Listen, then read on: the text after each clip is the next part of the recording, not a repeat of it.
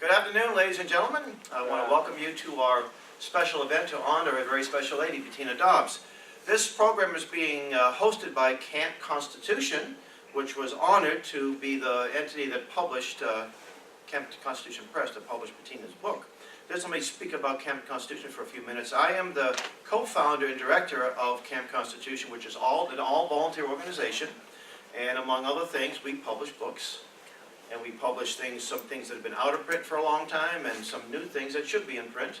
And we've got some projects in the hopper, depending on funding and what have you, to make it possible.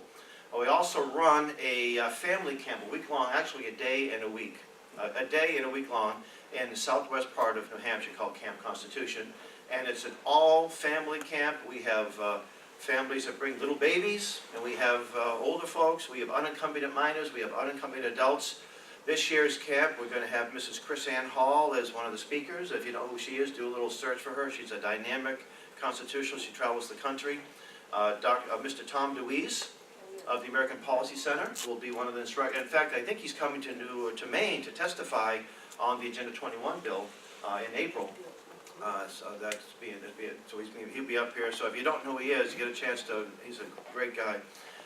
We have a man called the Patriot Pastor, Garrett Lear, who stands about 6'7", and he wears the black robe regiment, and he brings his firing musket.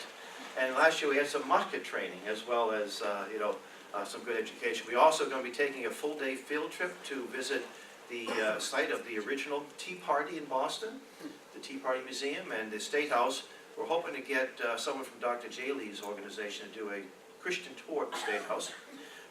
Some of the things we published, well, not just one of the very important thing that pertains to this area, the Gateway 1, written by Mr. Ted Cowan, and we've distributed these to the selectmen and people of interest. And I have a lot more of these, by the way. If you live in the Gateway 1 region, please take some with you. It's also available in PDF. Something that was out of print for many, many years. In fact, a friend of mine said, Hal, if you can find the magazine and the article in the magazine, I'll pay to have it reprinted. And so it took me about 3 years. I couldn't find it online. I did find one online eventually, and it was unreadable. It was such a poor copy. From Farm Boy to Financier.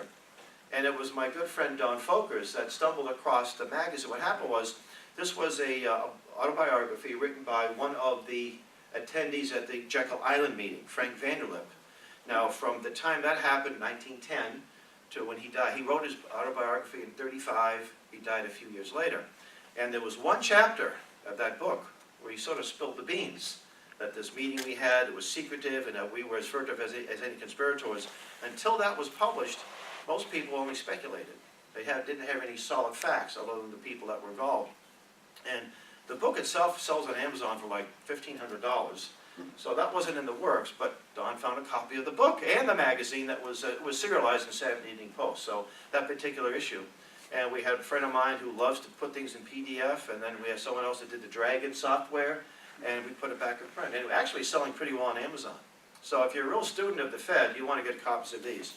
And many other things that we have. We have one book, Noah Webster in 1810 wrote an essay about global warming. He was refuting global warming in 1810. They didn't call it global warming, the supposed rise of temperature in winter. They thought it was a great thing, wouldn't you? Yeah. But today it's an awful thing if we have a warm winter. So, but I've known Bettina since 1990. I met her at Pat Truman's house at a meeting, and I've been to some GEM meetings over the years. And I know, in fact, I got some of the library that was sort of donated to me, and it was my job to get it in the hands of people that could use the material. But I visit Bettina in her apartment, and she told me about the book that she's writing. The foreword is written by Sam Blumenfeld. And Sam, now I'm sort of new at the publishing business, right? And Sam said you're supposed to put the person who wrote the foreword on the front cover. So the next edition will make sure we'll correct that. But Sam is one that motivated Bettina to write the book. And I said, well, who's publishing it, Bettina? And she said, well, she doesn't have anybody in mind. I says, we'll do it. We'll be honored to do it. So at this point, I want to invite Mrs. Pat Truman up, someone that I have lots of respect for, and she's very much involved. And she's actually mentioned in the book, too. So, Pat? All you can do. We have to lower the mic just a little bit. see everybody here that wants to see Bettina. GEM was founded, for those of you who don't know, in 1978. That's a few years ago. Kind of a splinter group out from Charlotte's group, Maine Conservative Union. This organization did yeoman's work protecting the youth in our public schools, especially from the pernicious sex ed programs pushed by family planning. Can you hear me? Which flies in the face of our Maine Constitution, and that states under religion and morals. Among other virtues, chastity shall be taught in Maine schools. Now, how many schools do you know of that teach chastity here in Maine? Not enough. Other than some of our parochial and private schools, none. And it's into this that Bettina stepped in and I think held back the wave as long as she could, because family planning and Planned Parenthood are very, very much alive and well in all of our public schools. But anyway, that was our beginning, and that's how I met Bettina as well. There will be other people that will want to come up and speak, Bettina. I want Charlotte and Michelle and anybody else that wants to come up. But before this, we got this something special from the governor's office. It says, "Dear Bettina Dobbs, Stay on the mic, please. as governor, it is my pleasure to congratulate you for your outstanding leadership and contributions on behalf of Maine school children and their families. You have displayed courageous and unwavering efforts to bring God, truth, morality, and real education back to our schools. As a devoted wife, mother, grandmother, and great-grandmother, retired teacher, nurse, and president of Guardians of Education of Maine, you have shown yourself to be a true American citizen, informed and involved.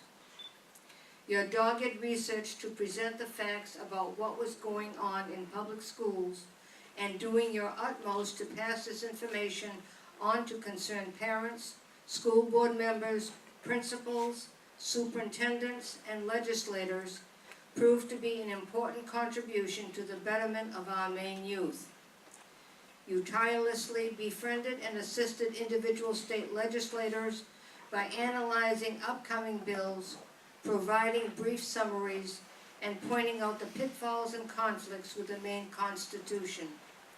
Your commitment to excellence in all those endeavors has earned you the respect and gratitude of all those you have helped.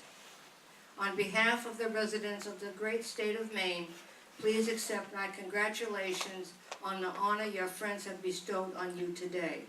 Sincerely, Paul R. LePage, Governor.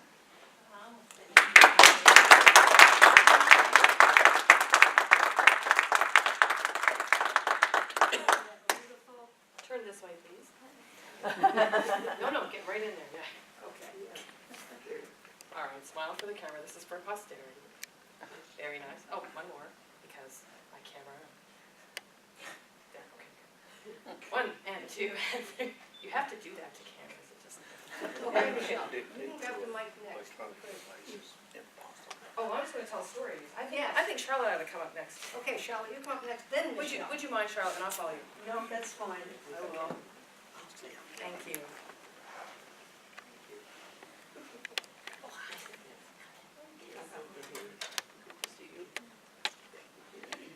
Hello, everybody.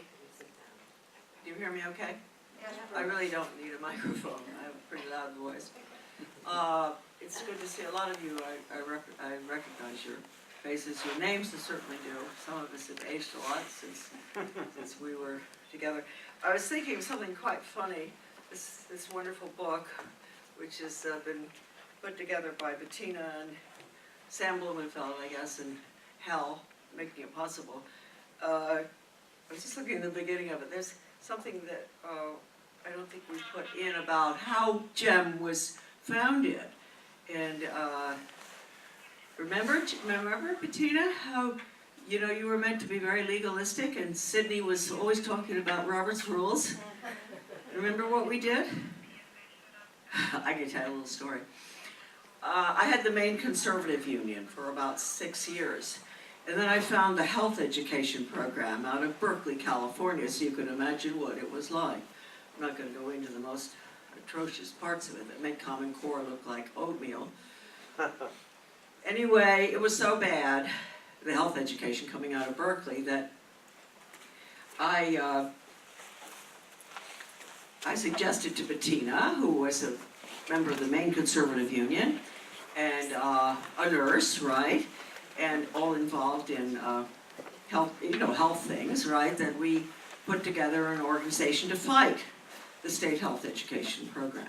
So when I made that suggestion, I had no idea that I was doing something extremely illegal as far as our members were concerned. Remember Admiral, what's his name? And we had some pretty high up people with the Maine Conservative Union. So Bettina and I decided that as much good that we had done with the Maine Conservative Union, we really were fighting regionalism. Remember that, Bettina?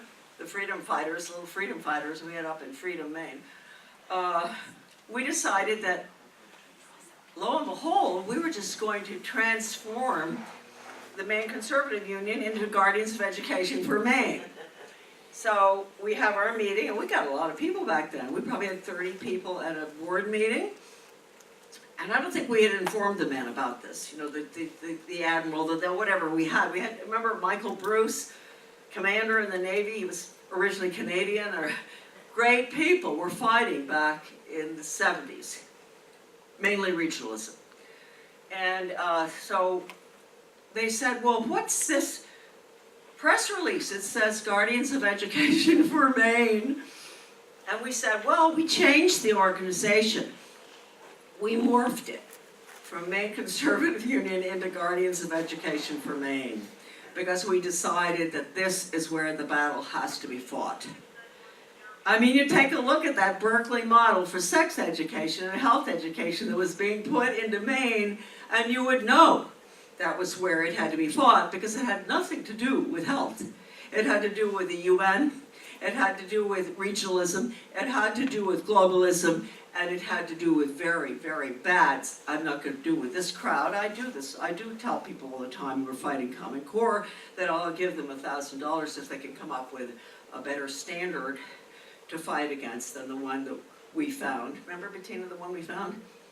I don't think it'd be polite in this company to tell them what it was.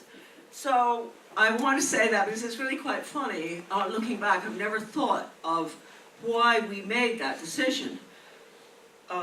Bettina and I must have decided that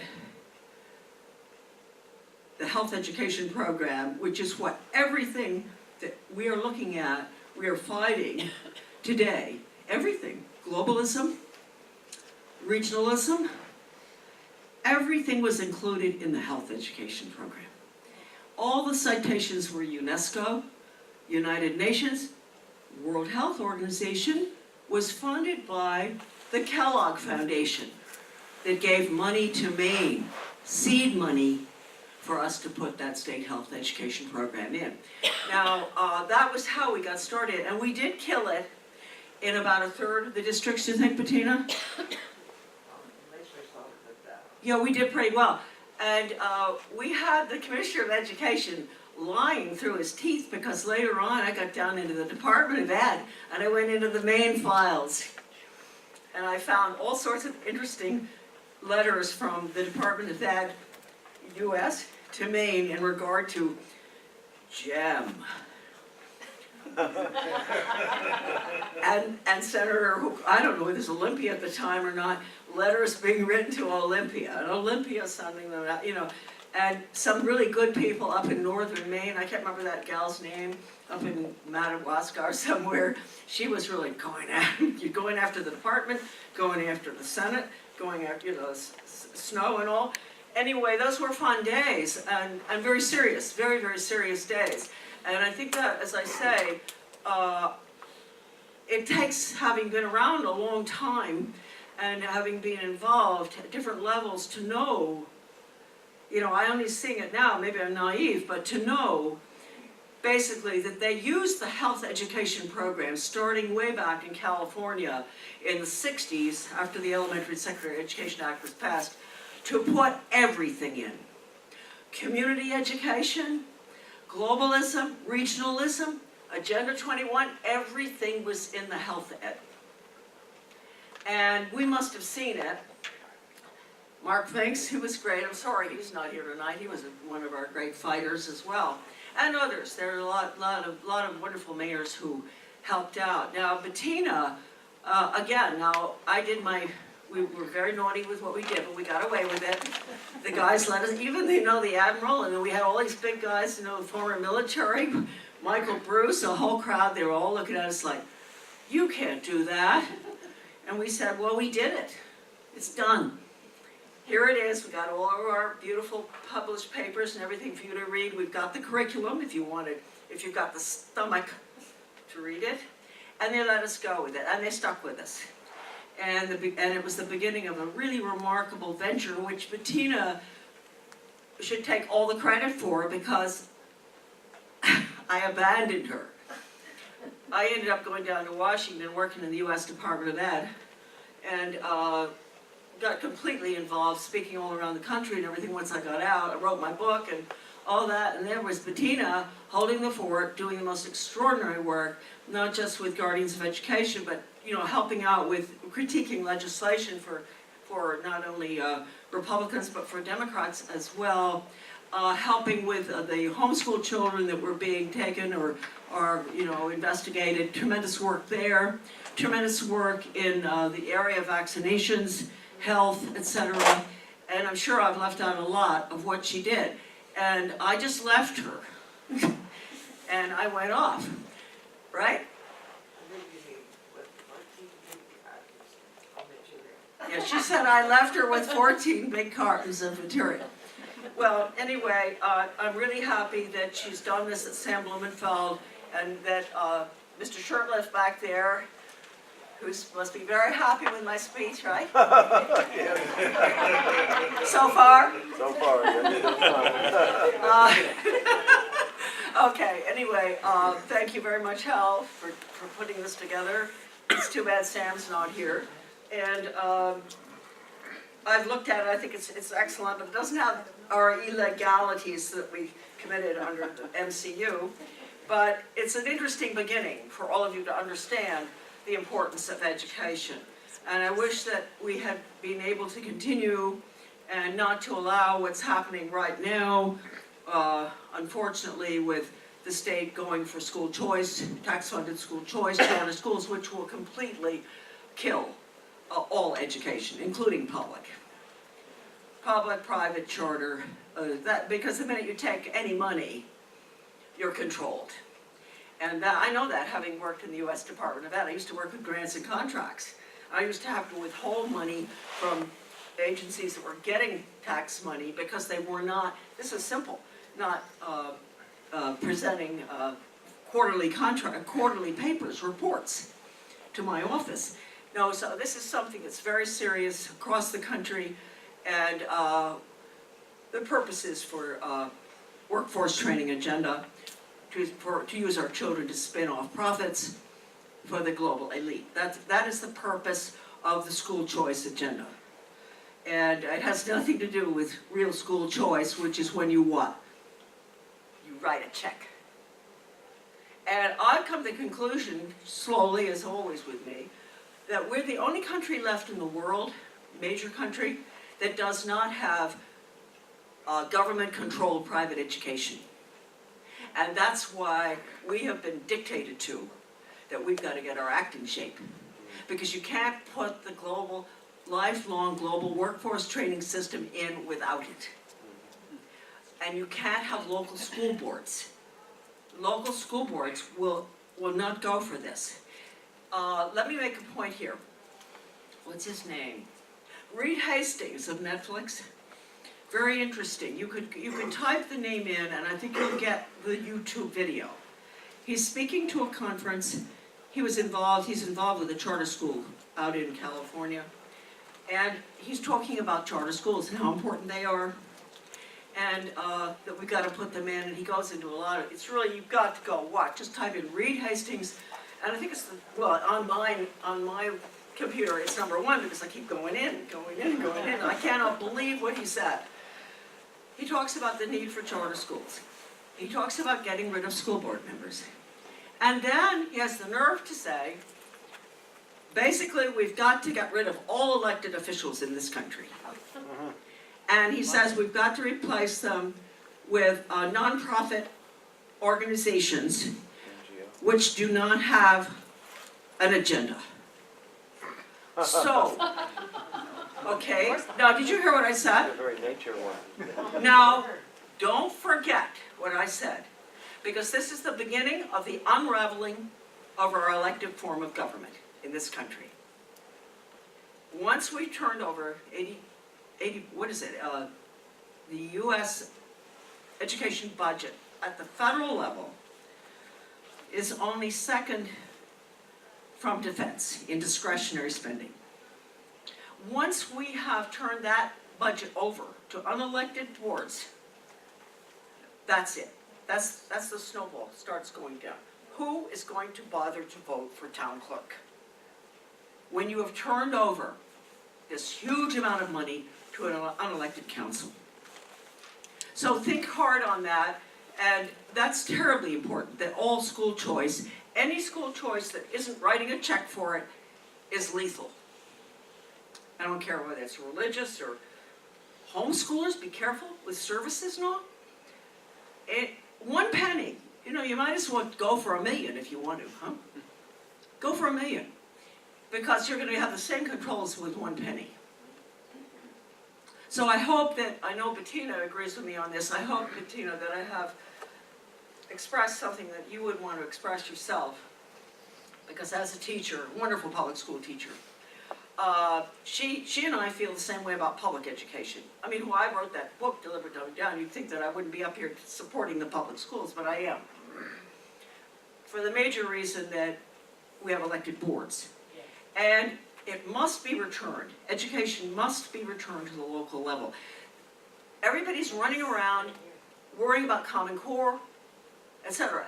Picking apart these standards that shouldn't exist in the first place, that are federal, out of my office. So there's absolutely no way that we can solve this problem except hold on to the public school system, the structure, K through 12, competition, grades and all, not this no grades, anybody can graduate 15, 21, that's the new system, IEPs, right, etc. So hold on to the structure of the public school system and make sure that we kill the United States Department of Ed. It has to go. Now, look, it's sort of like having cancer. You got cancer, but nobody tells you. They tell you you've got an ingrown toenail, and you don't go for the thing that has to be abolished. What if you had cancer and they weren't telling you? Because a lot of us could have cancer and not know. And your family's told the doctor, don't tell her. Or the doctor said, to the family, don't tell her. You can be happy? We have to admit that we have cancer. And the cancer is the Department of Education, and the Department of Education isn't just education. It's lifelong learning, lifelong, womb to tomb, under the umbrella of the unelected school board. And that is all documented. And it's been in the works for at least 60 years. That is what is going in now with the Elementary and Secondary Education Act reauthorization. You should, HR 5, all of you should be writing, calling, emailing your congressmen and senators, and don't worry about the numbers of the bills. I've got all of them at my blog. I don't know if you know about my blog, but ABCs of Dumb Down. You might want to write that down. ABCS of Dumb Down. .blogspot.com. Everything to do with these bills is there. These bills have very little to do with education. Very little. These bills are complete international takeover of the United States, coming out of the UN. So don't talk about education anymore. Just talk about womb to tomb, lifelong dictatorship under the umbrella of the unelected school superintendent. All of this is at my blog. There's a wonderful video of a speech I gave Jeff Friends last week. And I explained it, and I read from the Commissioner of Education in Iowa in 1995, Lepley. He stood up, he's Carnegie Corporation, he stood up and he talked, and he told us exactly, I know, hi there, Hal, you're lucky I'm not doing the other things, right? Yeah, you have to pay a little bit, right? Okay, you know, so, Lepley, if you go there, abcsofdumbdown.blogspot.com, you listen, or go to rents.com, last Monday. You listen to what he said, I read it off. That was in 1995. The school of the future.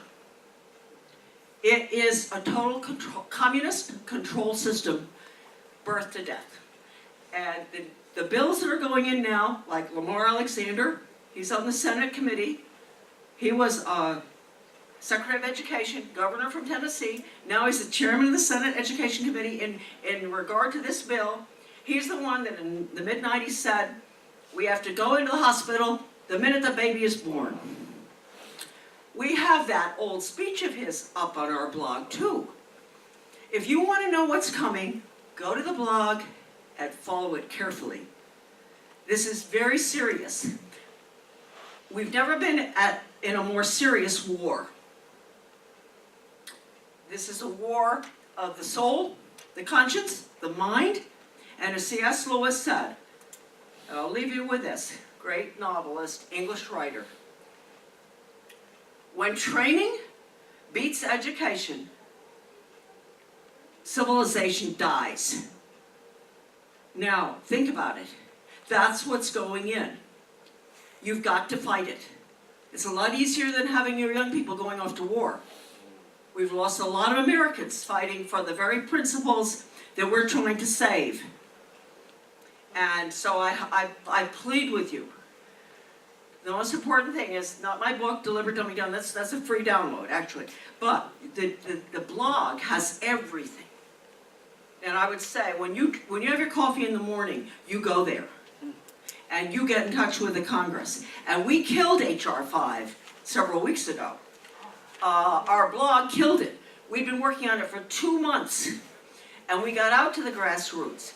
And finally, Representative Klein, he had to pull it off the floor 3 weeks ago because of abcsofdumbdown.blogspot.com. That is how the grassroots killed it. The grassroots is still there. You've got Heritage, you've got all the other ones and all. They're not grassroots. The grassroots, we found out, are still there. Because who killed it? 2 months of our getting stuff out on the blog, they killed it. And we want to keep it dead. And all other bills that call themselves reauthorization, they have to be killed. Don't worry about their numbers, although the numbers are on the blog. So God bless you, God bless America, and God bless you, Hal, for letting me speak so long. God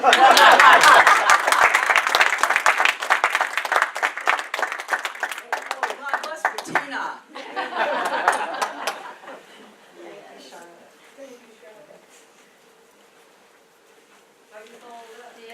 You don't. I'm going on a completely different track. I didn't know I was going to be up here to speak, but I'm happy to. Bettina. I credit Bettina with pointing me on the right track, the right way to teach reading.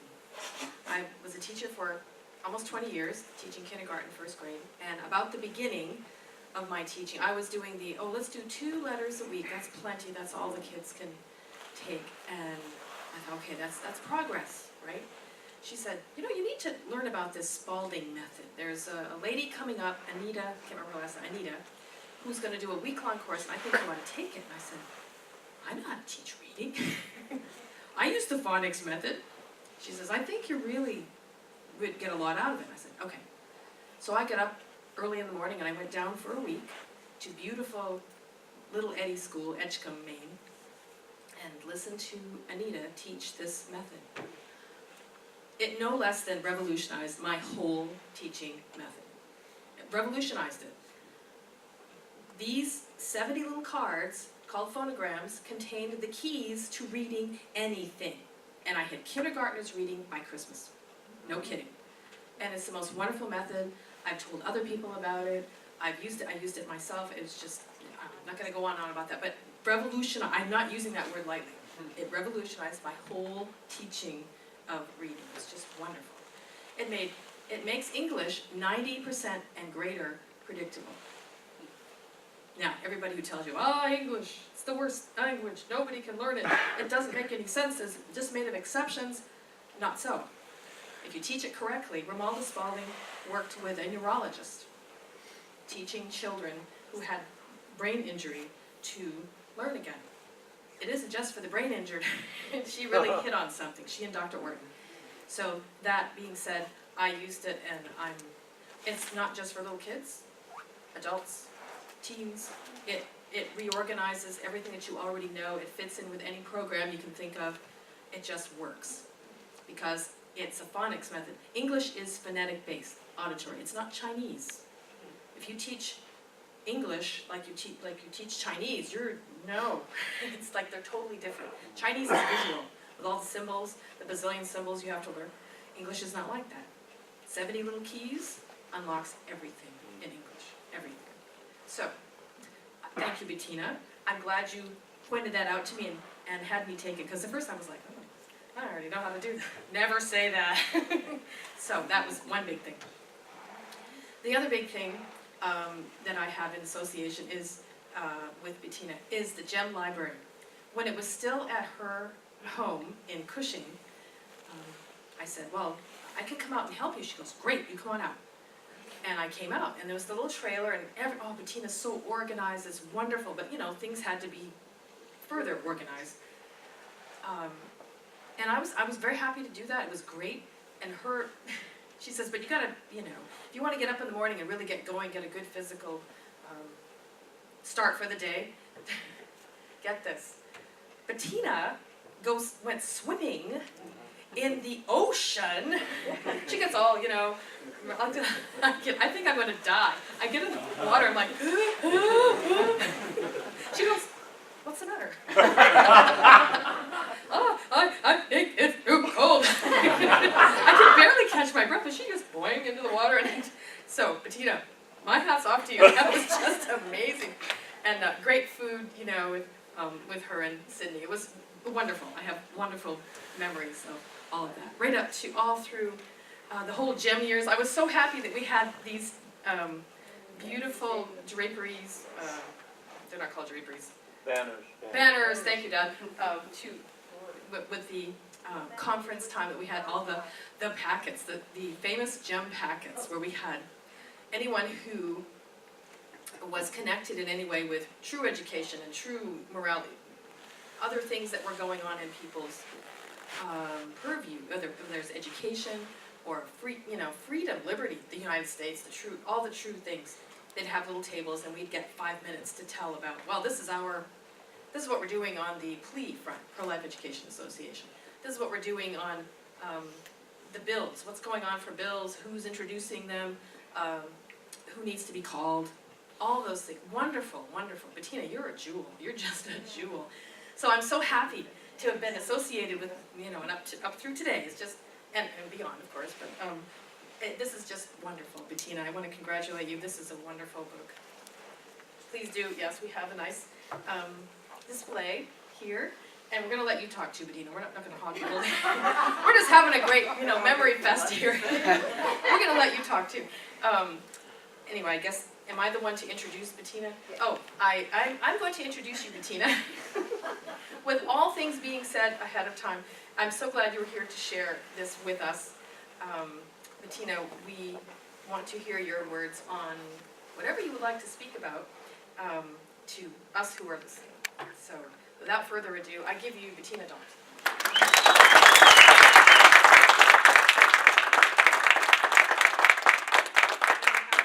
The microphone will go like this. Do whatever you want, and we'll arrange whatever you like to do. Yes, I'll wait till you're in position. There, and we'll just, how close can we get? Does that work? I'd like to see that, right? Yes, you know what, we can arrange that. I muscle this thing around, I'm gonna muscle it around again. Hang on a second. second. This is called the athletic part of the show. There. You all set? I think so.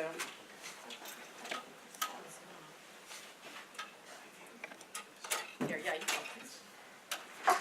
Oh, it moves. Careful, it's careful. It's not good. I don't know. You don't want it to snap. Wait a minute. There. Try that, try that. Thank you, Bill, thank you. I hope I don't overdo. You won't, all right, we're just gonna make a little gate around you here. Is it too close? Is it too close? No, it's all right. Okay. You can see everybody? Oh, good. Okay. Thank I'm you. so glad to see you all here, and some of you have changed your hairdos or hair color. So please remind me who you are, because I haven't seen you for so many years. I'm just pleased as can be to have so many people still interested in doing something about helping the children, because they are the most endangered species today. I mean, it's not just the trafficking of children, but their minds and their souls, their hearts, and their loyalty to country is all involved. We have children that are very bright. They have all kinds of things, and they're trying everything with them, good and bad. Some of them can be very, very good, but they are put to bad use. And you have to watch their computers and all their apps. Be very, very careful. Supervise them, because there's an adult ready to put his or her message, which seems to them urgent, first. And remember, you are the ones who are raising that child. They were given to you, not to the citizens. Right. And I think they're wonderful children. The ones I've met have been terrific. They've got open minds, ready to hear things, and really listening. But you've got to be in there to reinforce it.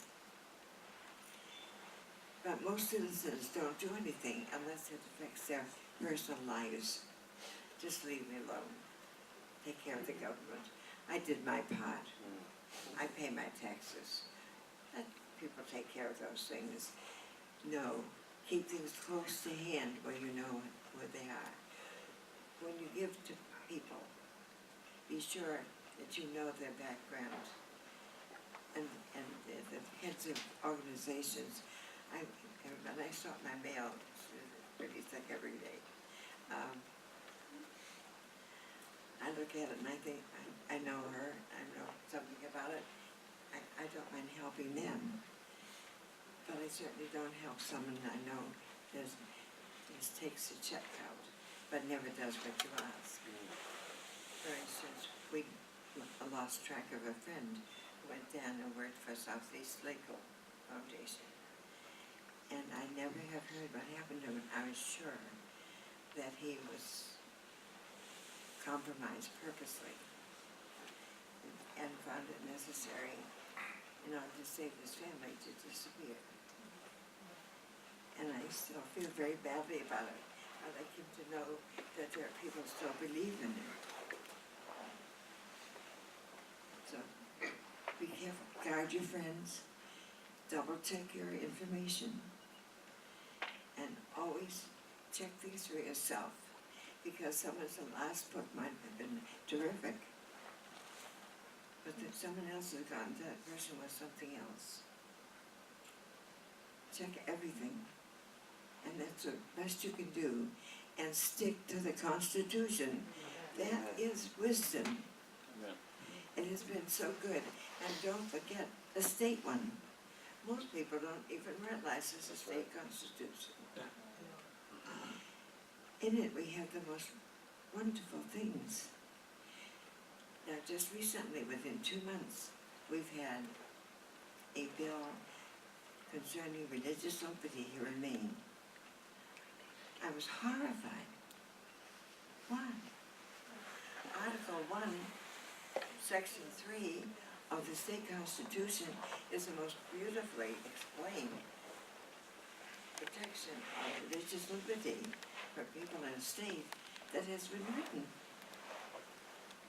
And yet these people who are leaders of organizations have newspapers and newsletters going out, have blogs and all sorts of things. Never looked at it. Always compare everything. Come in, please. Always compare everything with your constitution to begin with. Maybe it's one of those non-mentioned articles or areas as in the amendments 9 and 10 in your federal constitution. I have threatened to go down to see John Roberts in a few years. He makes me very angry. I feel as though I should call up all the newspapers and tell them that I'm going down there, and I plan to let him know that he's put my health at risk, my country at risk, and all us all at risk, because he has not read his constitution with understanding. Now, why should we not call it unconstitutional? People feel only it's unconstitutional if the civil, I mean, I have a drink of water somewhere. I get dry.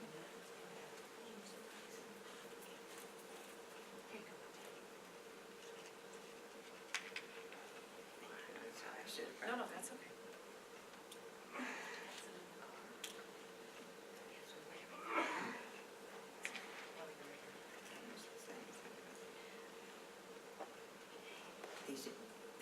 Really, every member of Congress ought to be fined for every day that they spend discussing the Obamacare. Yes. There's nothing in the Constitution about insurance, health, and also it is going against its own nature in that it says it provides every state to be a Republican form of government. And what's happening? They're trying to take over. So it's really doubling on itself. Yet every person should know all these things and protest. Your neighbors, your friends, why don't you get busy? Be sure they know both the state and the federal government and their rights. You have the right. In fact, you have the obligation. It says so right in there. Look at all the trouble every town has had with the education budget. Yet not one of them starts out all these other things that the people made. They remember. But with the Constitution, oh no. They forget that. Right in the Constitution, it says that each town shall pay for its own students in public schools. Not state money, not federal money. They have no right to give it to them. They have no right to accept it. And yet you don't hold them to their office.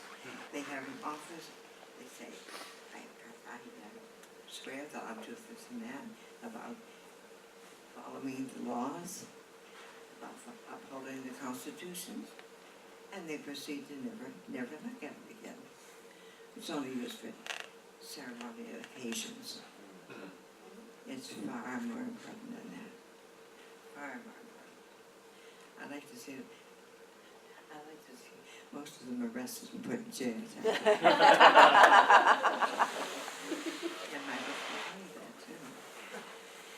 And I really do call people criminals who do this professionally and hold themselves up to be leaders. They have no right. None whatsoever. And getting this from the governor was delightful. I had written him about something else, which was unconstitutional, and he wrote me a lovely personal letter in his own hand, was very nice. So I particularly appreciate it. Be safe. Thank you. Do you have any questions, anyone? They're trying to change the Constitution, Bettina. And then the conservatives and the liberals are holding up, the pseudo-conservatives and liberals are holding hands, and they're trying to do away with our own Constitution and replace it with amendments, and pretty soon we're gonna kiss all our liberties goodbye.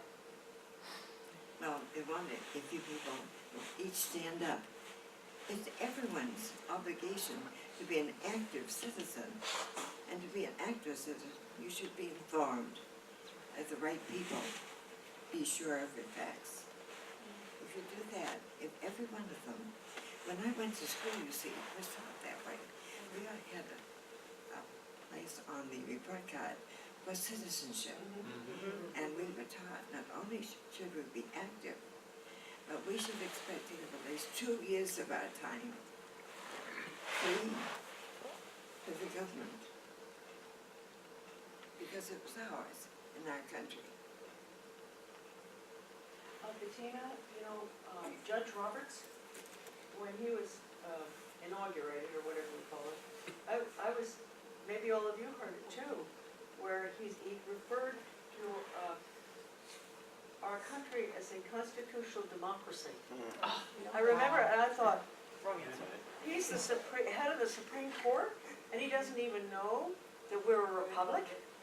I mean, there's a big difference between a republic and a democracy, Absolutely. right? So, here he is, heading up the Supreme Court. No wonder we have bad decisions if they think we're a democracy, That's right. you know? So let's all start saying Okay. something, telling the truth. Anyway, I just want to, let's give a big hand for Bettina.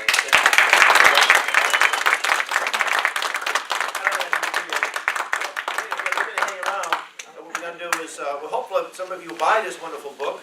The proceeds go to Camp Constitution, $15 a copy, and Bettina was good enough to autograph a lot of them in advance, right? And I dropped them off at her house Friday, so maybe Bettina just get behind the table there, and if you like to get, so 15 apiece, 3 for 30. If you want to get like a big batch of them, you can actually, I'll give you the number of the publisher, because we're just interested in pretty much get the word out, would help the camp. And also with the camp program, if you have a business, and like to make a donation to help the camp, we'll put your business on our sponsors page. If we're looking for campers, we have camp pamphlets. So if you want to help promote the camp that way, we have a Facebook page, we have a website, there's ways to help